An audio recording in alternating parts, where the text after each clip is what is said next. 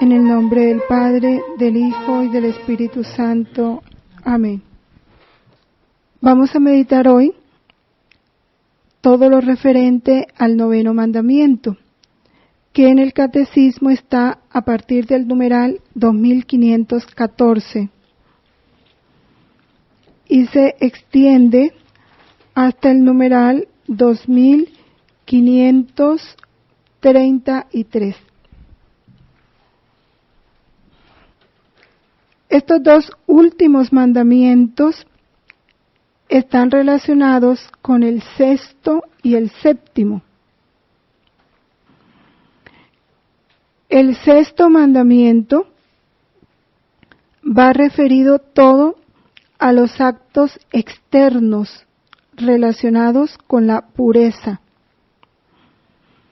El noveno mandamiento hace relación a los actos internos. Dentro de los cuales tiene como corazón lo que es la recta intención, la pureza de intención. Así también el séptimo mandamiento va referido a los bienes materiales y el décimo mandamiento en forma externa al séptimo. El décimo habla de esa codicia o esa actitud interior relacionada con los bienes materiales. Entonces hoy nos detenemos en lo que es el noveno mandamiento.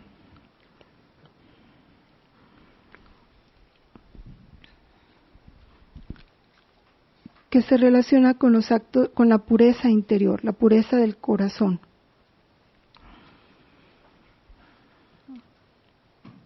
Ya este noveno mandamiento en el Evangelio de San Mateo, en el capítulo 5, versículo 28, Jesús lo había clarificado.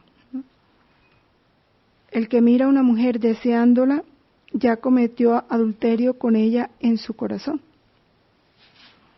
Y esto de igual manera lo podemos invertir referente a las mujeres. El que mira a un hombre deseándolo, ya cometió adulterio con él en su corazón.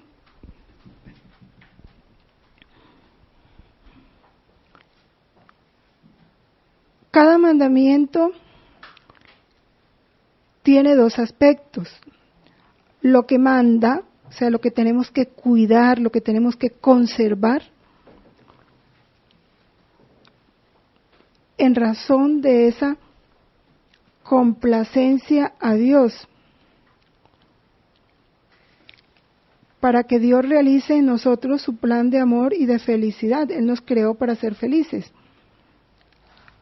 En la medida en que nosotros acogemos su voluntad dentro de estos mandamientos, pues vamos a alcanzar esa felicidad para la cual Él nos creó. Entonces, en cada mandamiento nos manda a cuidar un bien que Él nos ha dado. Y de igual modo nos protege indicándonos qué debemos evitar.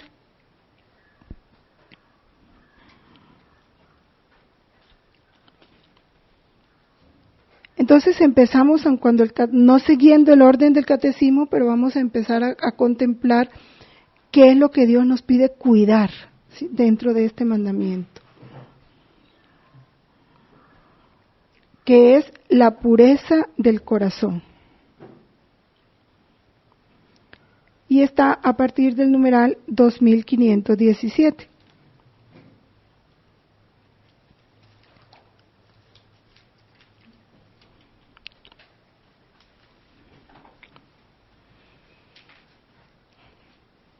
Siempre que hablamos de corazón, el catecismo hace relación al corazón, no al órgano físico, sino precisamente a ese interior del hombre, lo íntimo del hombre.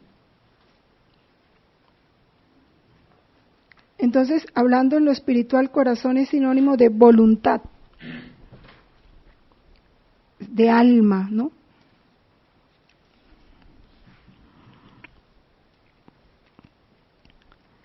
El corazón nos dice el catecismo, es la sede de la personalidad moral. Sabemos que la moral es lo que está referido al comportamiento, ¿no? Lo que nos enseña a comportarnos de acuerdo a la recta razón, al recto juicio.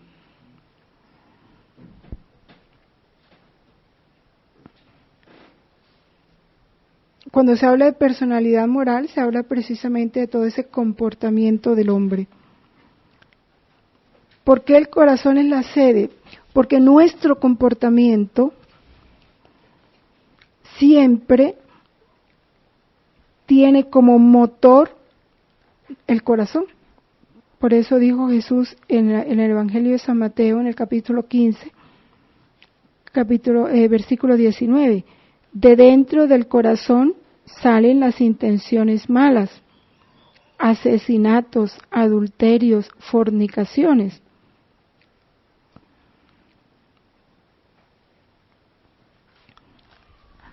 Por eso lo importante es tener limpio el corazón.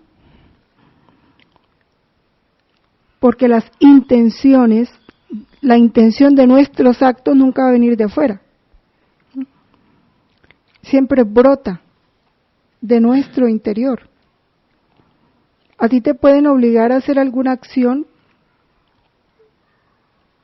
pero tu intención, si tu intención no está en hacer eso, cambia totalmente la moralidad de la acción, ¿no? La moralidad de la acción se juzga según la intención. Eso es lo que realmente hace que un acto sea bueno o sea malo ante Dios. Ya la ley humana maneja otros parámetros. Aquí es ante Dios. Por eso esta lucha contra la concupiscencia de la carne, la guarda de la pureza en las costumbres, pasa por la purificación del corazón. Si un corazón es puro, su comportamiento también va a ser puro.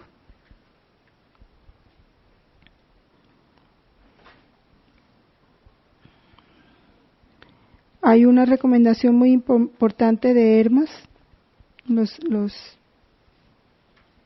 está entre los primeros, ¿no?, escritores y maestros en el cristianismo.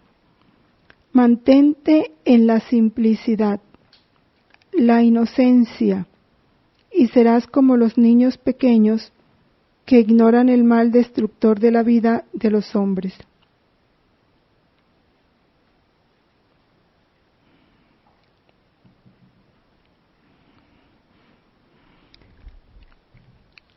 Este mandamiento está relacionado con la sexta bienaventuranza, que dice: bienaventurados los limpios de corazón, porque ellos verán a Dios.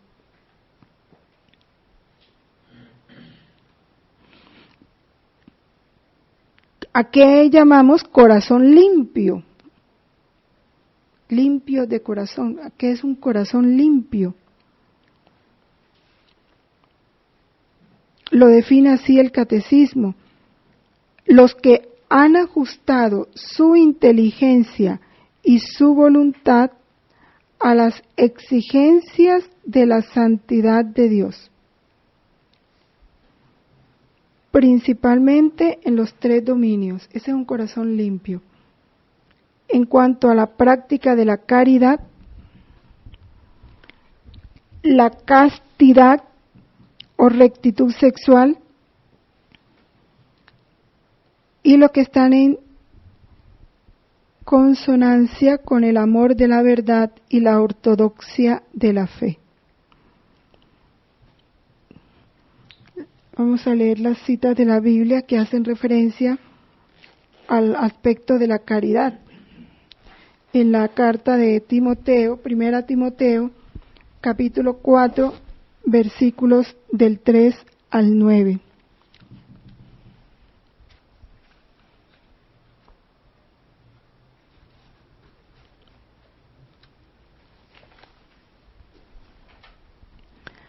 Dice así: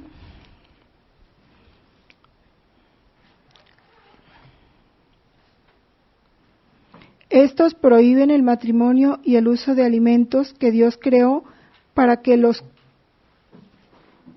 coman con acción de gracia los creyentes y los que han conocido la verdad. Porque todo lo que Dios ha creado es bueno y no se ha de rechazar nada si se come con acción de gracias, pues queda sacrificado por la palabra de Dios y por la oración. Si tú enseñas estas cosas a los hermanos, serás un buen ministro de Cristo Jesús, nutrido con las palabras de la fe y de la buena doctrina que has seguido fielmente. Rechaza, en cambio, las fábulas profanas y los cuentos de viejas. Ejercítate en la piedad. Los ejercicios corporales sirven para poco. En cambio, la piedad es provechosa para todo, pues tiene la promesa de la vida, de la presente y de la futura. Es cierta y digna de ser aceptada por todos esta afirmación. Y la segunda Timoteo, capítulo 2, versículo 22.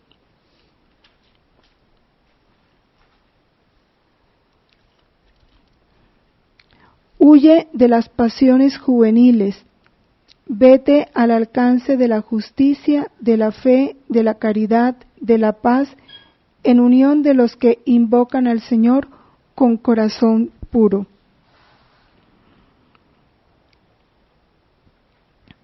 En cuanto a la castidad o rectitud sexual, nos da la cita de la primera Tesalonicenses,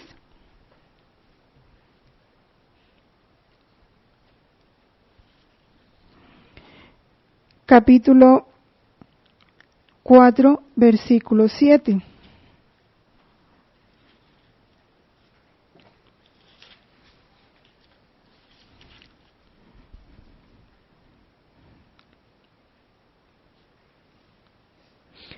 Pues no nos llamó Dios a la impureza, sino a la santidad. Y esto de sino a la santidad es algo que vale la pena que nosotros lo meditemos mucho. No nos llamó Dios a la impureza, sino a la santidad. Ahora que ya estamos más próximos a la preparación al Adviento. Porque una de las razones por la que Jesús se encarna, librarnos del pecado, enseñarnos cuánto nos ama Dios, convencernos de que Dios nos ama. Y vino a ser modelo de santidad. Y si vino a ser modelo de santidad es para que nosotros seamos santos. Y ver que el fruto, ese fruto de la redención, o sea, todo lo que Jesús sufrió, lo que hizo, era para que nosotros lográramos esto.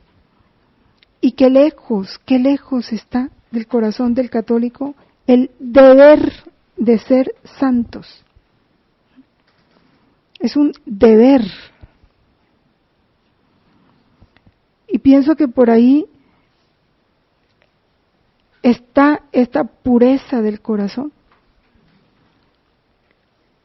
En un corazón puro, lo dice, ha ajustado su inteligencia y su voluntad a las exigencias de la santidad de Dios.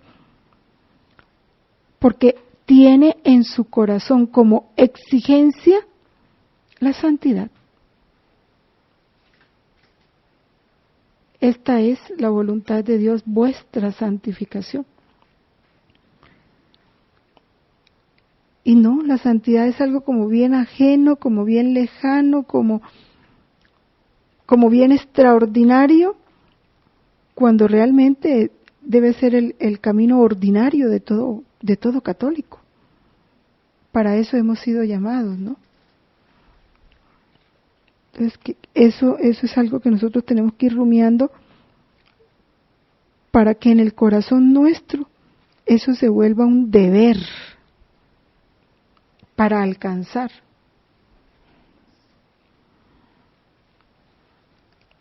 la carta a los Colosenses en el capítulo 3, versículo 5.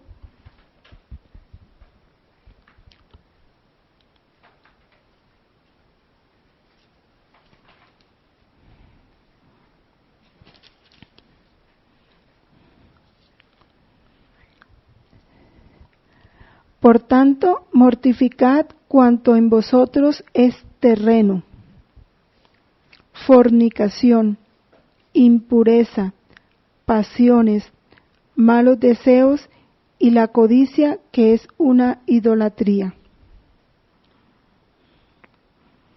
Y la carta a los Efesios, capítulo 4, versículo 19.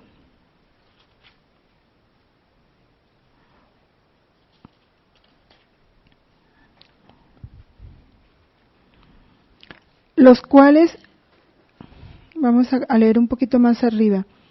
Os digo y os aseguro esto en el Señor, que no viváis ya como viven los gentiles, o sea, los que no tienen fe, según la vaciedad de su mente, obcecada su mente en las tinieblas y excluidos de la vida de Dios por la ignorancia que hay en ellos y por la dureza de su corazón, los cuales, habiendo perdido el sentido moral, se entregaron al libertinaje hasta practicar con desenfreno toda suerte de impurezas.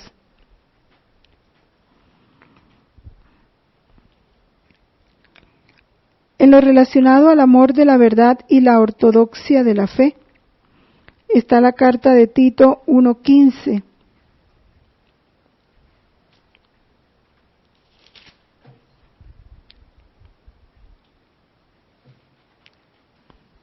Para los limpios todo es limpio, mas para los contaminados y no creyentes nada hay limpio, pues su mente y su conciencia están contaminadas. Eso es muy cierto, ¿no? El que tiene una pureza interior no ve impureza exteriormente.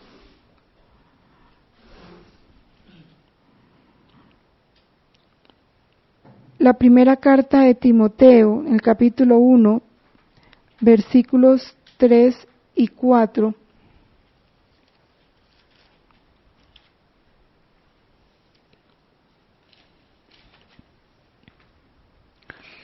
Al partir yo para Macedonia te rogué que permanecieras en Éfeso, para que mandaras a algunos que no enseñasen doctrinas extrañas, ni dedicasen su atención a fábulas y genealogías interminables, que se prestan más para promover disputas que para realizar el plan de Dios fundado en la fe.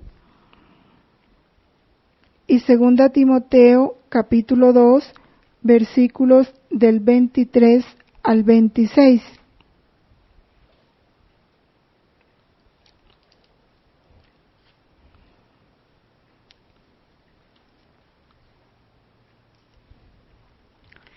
Huye, ya lo leímos, huye de las pasiones juveniles. Evita las discusiones necias y estúpidas.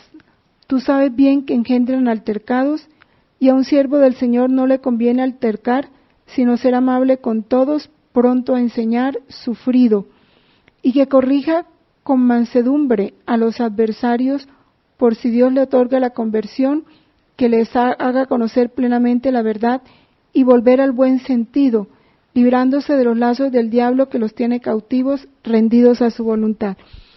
Qué importante es esta cita para entender nosotros que cuando hay diferencias en cuestiones de fe o de moral, mejor no altercar, o sea, no discutir. Es claro, ¿no? Ser amable con todos, pronto a enseñar, sufrido, y que corrija con mansedumbre a los adversarios, por si Dios les otorga la conversión, que les haga conocer plenamente la verdad. Es la mejor forma de conquistar.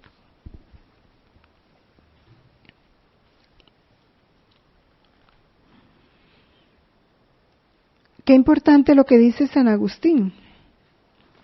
Dice, los fieles deben creer los artículos del símbolo para que creyendo obedezcan a Dios, obedeciéndole vivan bien, viviendo bien purifiquen su corazón y purificando su corazón comprendan lo que creen. Vamos a leer de los numerales que están anexos el 1809, que es bien importante, aun cuando ya está en lo que hemos estudiado anteriormente.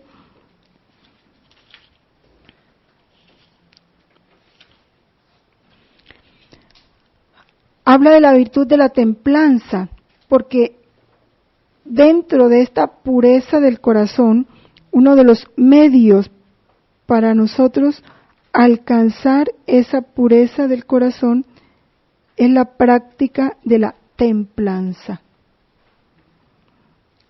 Entonces vamos a ver qué es eso de la virtud de la templanza.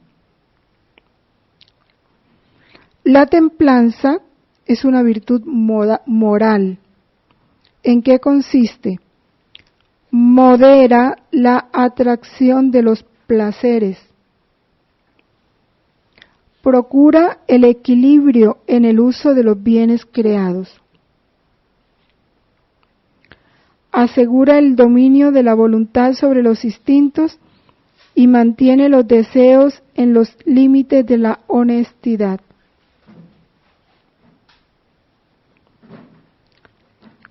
La templanza abarca el uso de los bienes creados, mantener el equilibrio, ¿no? Entonces, es opuesta totalmente a la codicia o a la ambición, ¿no? De poseer bienes materiales, acumular. El dominio de la voluntad sobre los instintos controla toda esa parte carnal en el hombre y mantiene los deseos en los límites de la honestidad.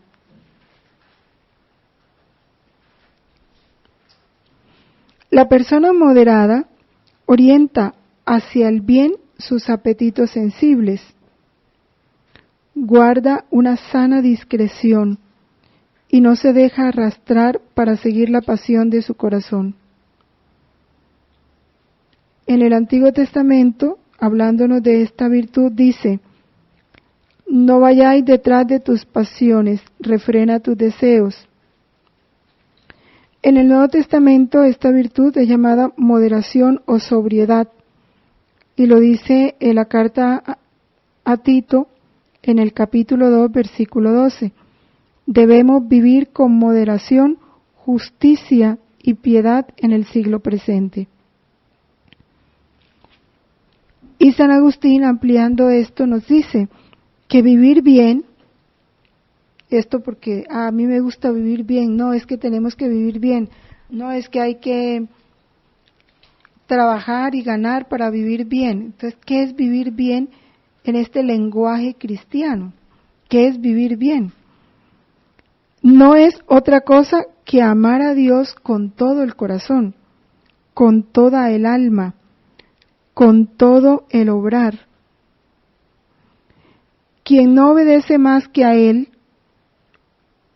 que ese es un deber de justicia, obedecer solo a Dios, quien vela para discernir todas las cosas por miedo a dejarse sorprender por la astucia y la mentira, lo cual pertenece a la prudencia, le entrega un amor entero por la templanza, que ninguna desgracia pueda derribar, lo cual pertenece a la fortaleza. Eso dice San Agustín. Entonces, ¿cómo? Eso es vivir bien. O sea, practicar las virtudes. Estas virtudes cardinales que son un regalo del Espíritu Santo. Eso es vivir bien. Y qué importante es meditar esto, ¿verdad? Porque todo padre de familia quiere que su hijo viva bien. Pero ese vivir bien tiene que ser según el orden de Dios, que es este. Si le enseñas esto, tu hijo vivirá bien, ha aprendido a vivir bien. Si nosotros vivimos esto, entonces estamos empeñados en vivir bien, según ese lenguaje de Dios.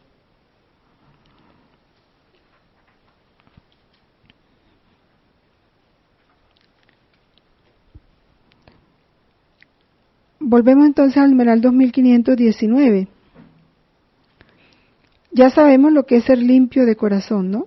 Ajustar esa inteligencia y voluntad a las exigencias de la santidad de Dios. A los limpios de corazón se les promete que verán a Dios cara a cara y que serán semejantes a Él. La pureza del corazón es condición previa, es preámbulo, dice el catecismo, de esa visión de Dios. Ya desde ahora, esta pureza nos concede ver según Dios. Y este ver según Dios equivale a ver a Dios en todo. Recibir al otro como un prójimo nos permite considerar el cuerpo humano, el nuestro y el del prójimo, como un templo del Espíritu Santo y una manifestación de la belleza divina. Esto es hermoso. Aprende a ver a Dios en todo. Es lo que nos enseñan las primeras verdades de este reino de la voluntad de Dios, que las criaturas desaparezcan de tu vista. Ya no las verás a ellas, ya veme a mí, soy yo. El que te quiero proporcionar esto, soy yo. El que te estoy haciendo vivir esta circunstancia. Ahí empieza esa pureza del corazón que es fruto de la fe. El numeral 2819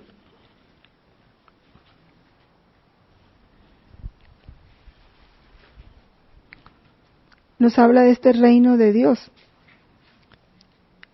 El reino de Dios es justicia y paz, y gozo en el Espíritu Santo. Los últimos tiempos en los que estamos son los de la efusión del Espíritu Santo. Desde entonces está entablado un combate decisivo entre la carne y el Espíritu. Solo un corazón puro puede decir con seguridad: venga a nosotros tu reino. Es necesario haber estado en la escuela de Pablo para decir que el pecado no reine ya en nuestro cuerpo mortal.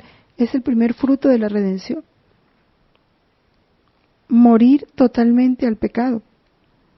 El que se conserva puro en sus acciones, sus pensamientos y sus palabras puede decir a Dios: venga tu reino.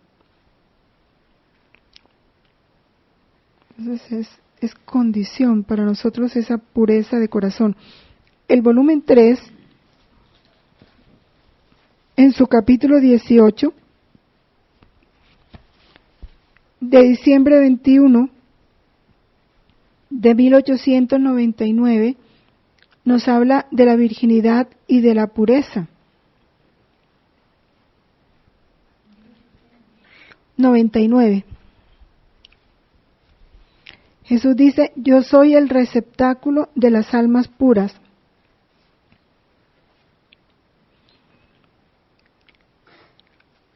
El alma que posee la pureza está investida de cándida luz, de modo que Dios bendito, mirándola, encuentra su misma imagen, se siente atraído a amarla, tanto que llega a enamorarse de ella, y es tomado por tanto amor que le da por ciudad su purísimo corazón, porque sólo lo que es puro y limpísimo entra en Dios. Nada entra manchado en aquel seno purísimo. El alma que posee la pureza conserva en sí su primer esplendor que Dios le dio al crearla. Nada hay en ella desfigurado, desnoblecido, sino que como reina que aspira a las nupcias del Rey Celestial, conserva su nobleza hasta que esta noble flor es trasplantada en los jardines celestiales. más adelante dice, oh, cómo es bello ver un alma virgen. Su corazón no emite otro aliento que de pureza y de candor. Ni siquiera tiene la sombra de otro amor que no sea Dios. Características de esa pureza de corazón, no amar solo a Dios. Lo que nos decía San Agustín, ¿no? Entre la justicia. También su cuerpo exhala olor de pureza, todo es puro en ella. Puro en los pasos, pura en el obrar, en el hablar, en el mirar. También en el moverse. Así que al solo verla se siente la fragancia y se descubre un alma virgen de verdad.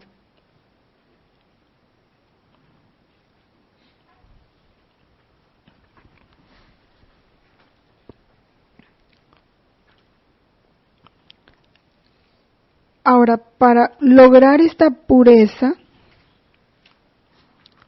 la que ya describíamos, tener un corazón limpio, el catecismo nos presenta unos medios. Porque el bautismo, ya por el bautismo, se nos confirió la gracia y la purificación de todos los pecados. El bautismo nos inicia en esta pureza, pero no nos quita la concupiscencia. Ya nosotros sabemos que la concupiscencia es ese desorden interior que el pecado original dejó en nosotros. La concupiscencia de la carne, los apetitos desordenados, esa tendencia al apego a los bienes materiales, esa tendencia a buscar siempre nuestra comodidad y los placeres. Pero, ¿quién ordena esa concupiscencia? La gracia. Sabemos que la gracia es la vida divina en nosotros. En la medida en que nos vamos llenando de ese Dios, porque la gracia es Dios mismo, en la medida en que Él va como ocupando esta morada, porque tampoco podemos olvidar que hemos sido creados para ser morada de Dios. Y Él quiere habitar en esta morada, penetrar en esta morada, tomar posesión de ella. Y lo va haciendo a través de la gracia, que va dominando todo nuestro ser, nuestra inteligencia, nuestros pensamientos, nuestra voluntad. Esa gracia es la que va ordenando en nosotros todo eso que se había desordenado por el pecado original. Nos va restableciendo, nos va devolviendo ese orden primero, esa santidad primera perdida. Entonces hablamos de estos medios para conservar esa pureza del corazón. Estamos en el numeral 2520. El primer medio es la práctica de la virtud y el don de la castidad.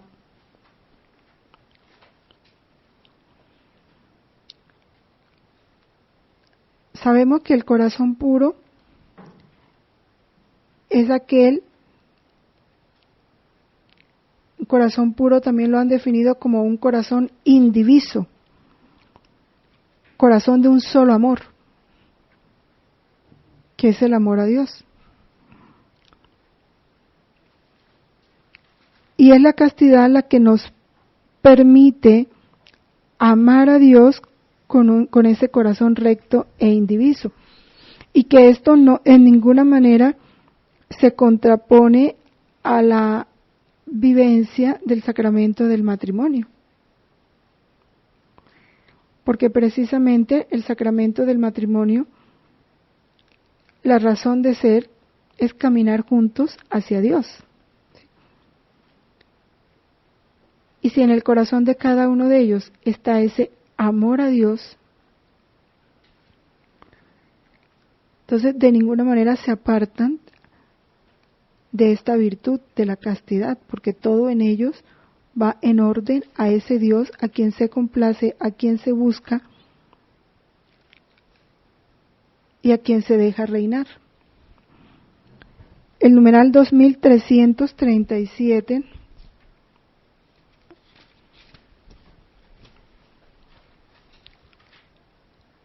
recordando un poquito lo que veíamos en catecismos anteriores, nos define la castidad como esa integración lograda de la sexualidad en la persona, esa integración en la unidad interior del hombre en su ser corporal y espiritual.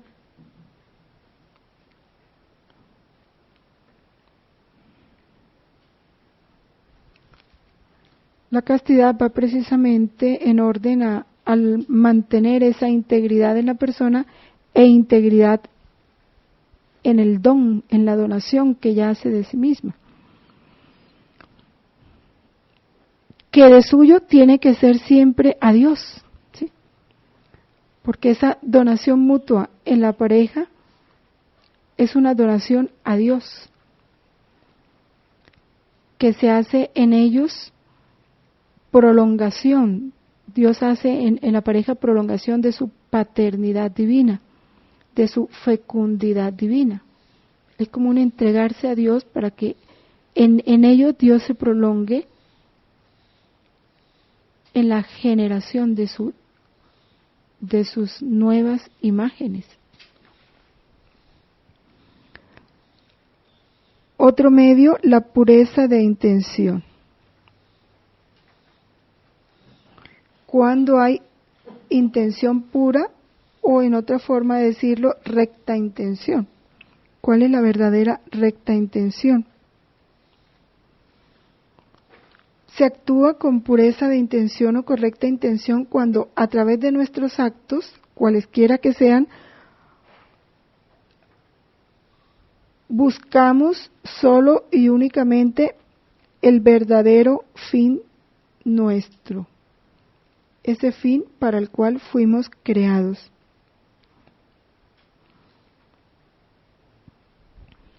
Y todos sabemos que ¿para qué fuimos creados? Para la gloria de Dios. Todo fue creado para la gloria de Dios. También el hombre fue creado para la gloria de Dios. Y para alcanzar esa gloria, entonces tenemos que conocerlo, amarlo y servirlo. Pero ese servicio no es el servicio que estamos acostumbrados a pensar. Es que yo quiero servir a Dios, entonces vamos a buscar un grupo apostólico donde haya actividades porque yo tengo que servir a Dios, ¿no? Cuando el verdadero servicio a Dios es el cumplimiento de su voluntad, es dejar que Él realice en nosotros plenamente su voluntad.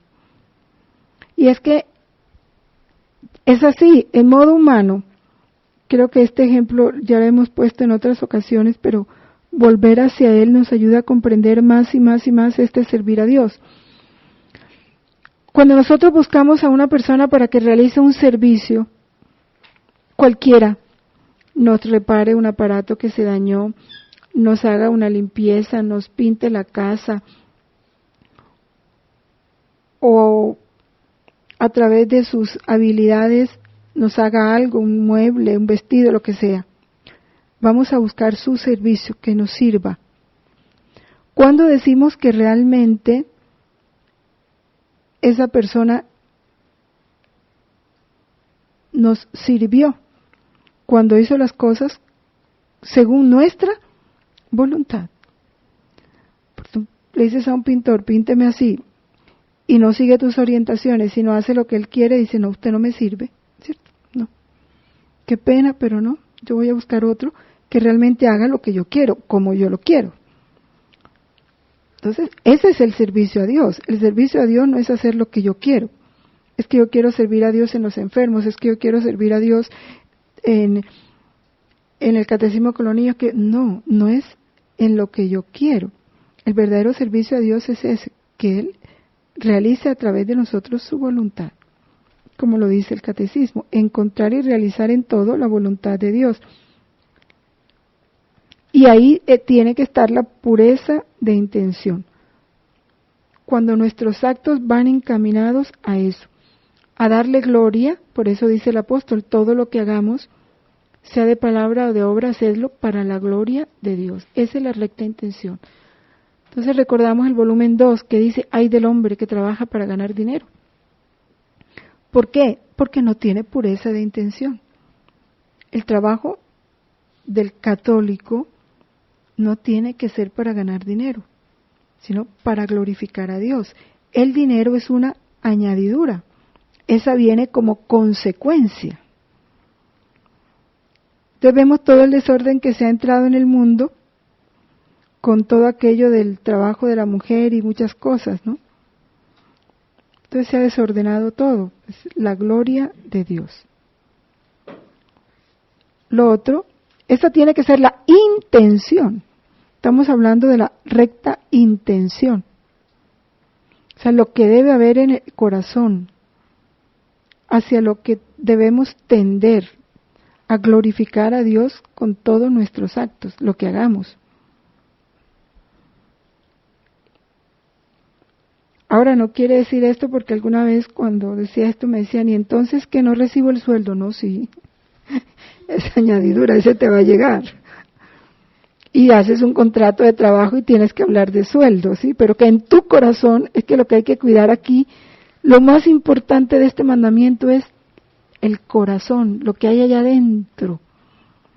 Es lo más importante, porque eso es lo que Dios ve.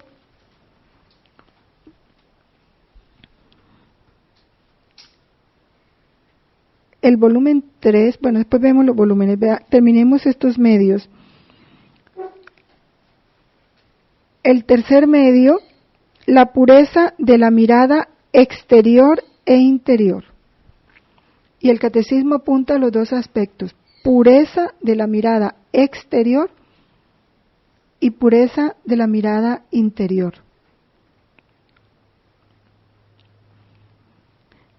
Y esta pureza se consigue mediante la disciplina de los sentidos. Entonces, aquí hay que combatir muchísimo la curiosidad. Es una de las cosas que más, porque queriendo yo verlo todo, oírlo todo, voy contaminando mi corazón. Es como decir, bueno, que yo oiga y vea solo lo que Dios quiere, punto. Ya. Me entero de lo que Dios quiera y no estar en busca de satisfacer curiosidades, porque ahí entran los malos pensamientos, los juicios, llegamos a saber cosas que ni teníamos que saber, entonces eso va dañando el corazón, muchas cosas.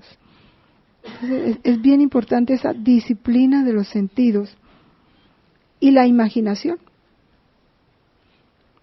porque la imaginación es una de las raíces o causas de los juicios falsos. Yo suponer que ese está haciendo eso para esto, o suponer que hizo esto por esto, es ya la imaginación que va creando su propia historia dentro de nosotros, y eso es bien negativo.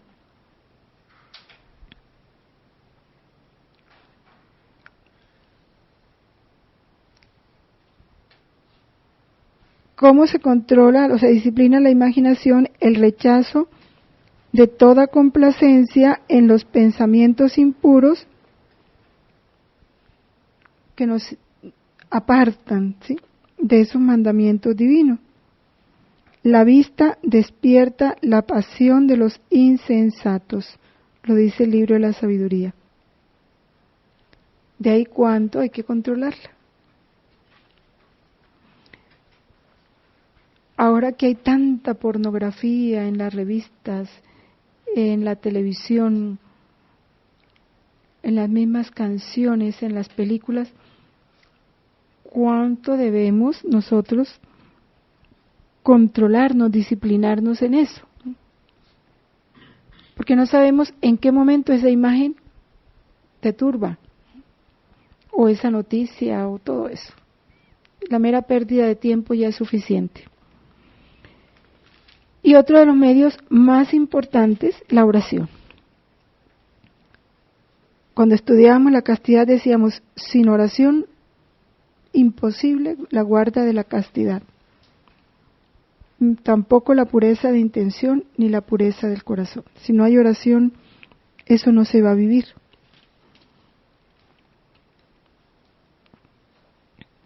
Sobre esto San Agustín dice en el libro de las Confesiones: creía que la continencia dependía de mis propias fuerzas,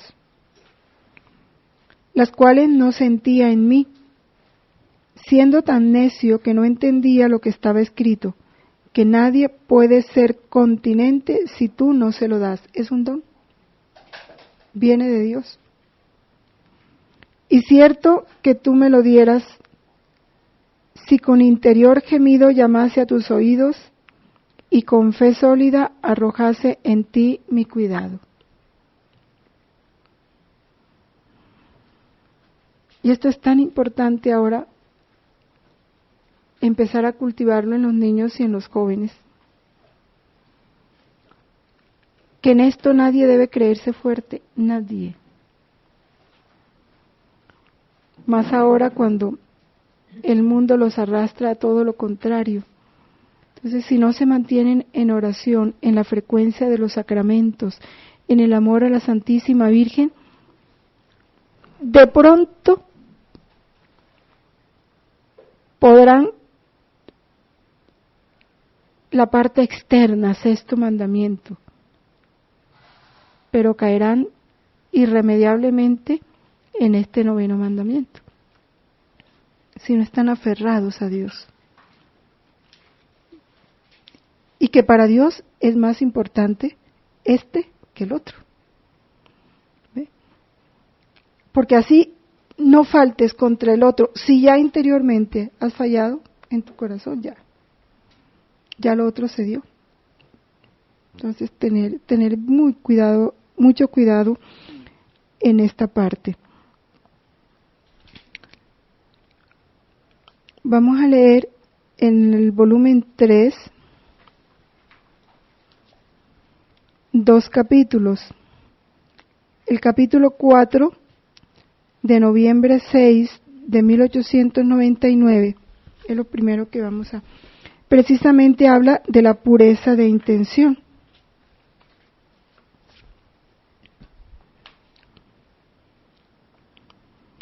Todo lo que se hace con la única finalidad de agradarme, y no dijo con la finalidad de agradarme, sino con la única, ¿sí? Es bien importante, única finalidad de agradarme, resplandece ante mí de una manera tal que atrae mis miradas divinas y me agrada tanto que a esas acciones, aunque fuesen solo un movimiento de pestañas, les doy el valor como si fueran hechas por mí. En cambio, las otras acciones, que en sí mismas son buenas y aún grandes, no hechas únicamente para mí, son como ese oro enlodado y lleno de herrumbre que no resplandece, y yo no me digno ni siquiera mirarlas. Qué fuerte, ¿no? Ni siquiera las mira, o sea, no llegan a su corazón. Ah, Señor, qué fácil es que el polvo ensucie nuestras acciones. Y no se necesita poner atención al polvo, porque éste se sacude. A lo que hay que atender es a la intención. Eso es lo que hay que cuidar. Y de este mismo volumen, el capítulo 65, de noviembre 25,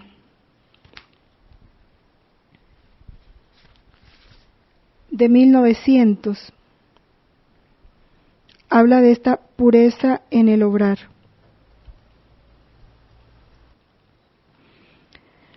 Dice, Luisa estaba sufriendo y estaba en un diálogo con la Santísima Virgen. Dice, después de esto he mirado su pecho, y tenía una pequeña perla tan resplandeciente que investía de luz la humanidad santísima de nuestro Señor. Entonces, queriendo saber el significado, le he preguntado a Jesús qué cosa era esa perla, que mientras parecía tan pequeña, expandía tanta luz. Y Jesús dijo, es la pureza de tu sufrir, porque aunque es pequeño, pero como sufres solo por amor mío, y estarías dispuesta a sufrir más si yo te lo concediera, esta es la causa de tanta luz. Esto bien importante para ayudarle a los enfermos, ¿no? Esa pureza en sus sufrimientos. La pureza en el obrar es tan grande que quien obra con el único fin de agradarme a mí solo, no hace otra cosa que mandar luz en todo su obrar. Quien no obra rectamente, aún el bien, no hace otra cosa que esparcir tinieblas. Del volumen 2, el capítulo 4, noviembre 6 de 1899. Del volumen 2 es el capítulo 20, de mayo 7 de 1899. Habla de la pureza de intención y la verdadera caridad. Hija mía, ¿qué será de tantas obras aún buenas, hechas sin recta intención, por costumbre y con fines de interés?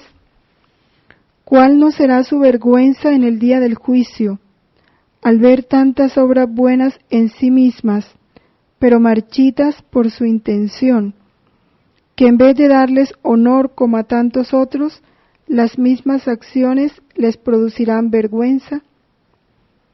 Porque no son las obras grandes lo que miro, sino la intención con la cual se hacen.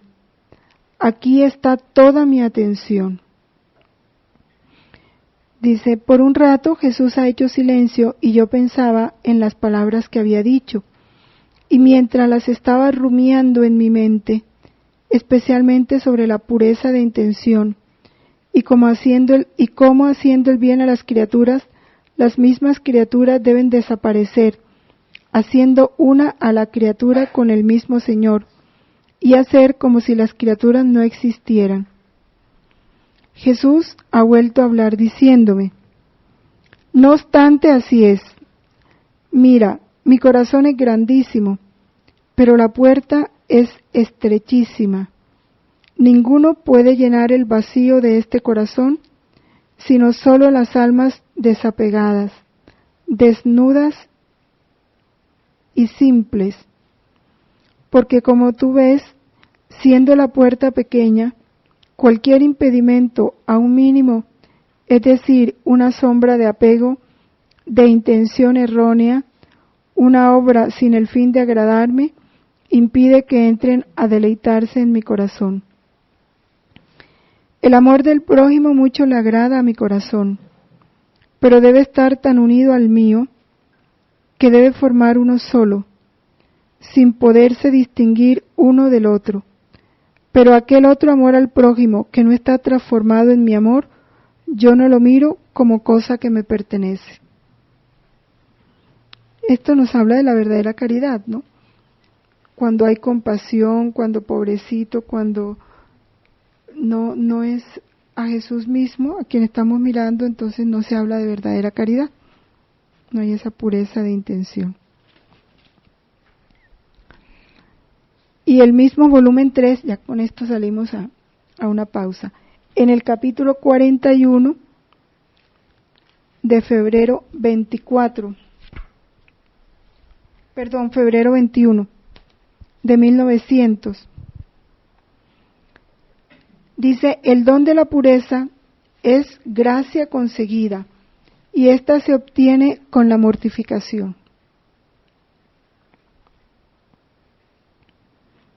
Hija mía, el don de la pureza no es don natural, sino que es gracia conseguida, y ésta se obtiene con volverse atractiva, y el alma se hace tal con la mortificación y los sufrimientos. Oh, cómo se vuelve atractiva el alma mortificada y sufriente, cómo es hermosa. Y yo siento tal atracción hacia ella que enloquezco por esta alma, y todo lo que quiere le doy.